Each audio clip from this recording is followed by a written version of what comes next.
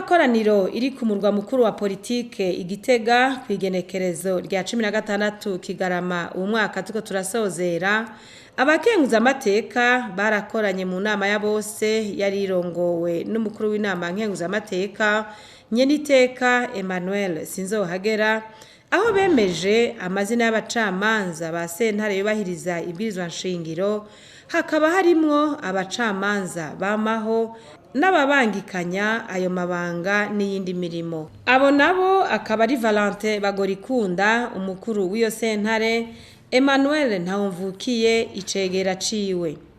Liboire Nkurunziza, Jeanne Habonimana na Salvatore Ntibazonkiza bakaba ari abacamanza bamaho b'iyo sentare, mu gihe Bede Mbayahaga na Amani Jean Pierre ari abacamanza b'iyo sentare babangikanya ayo mabanga n'iyindi mirimo. Umushikiranganji w'ubutungane umupfasoni Janine Nibizi akaba ari we yari yaserukiye leta ngo ashikirize abakenguza amateka ayo mazina hamwe n'imyidondoro yabo.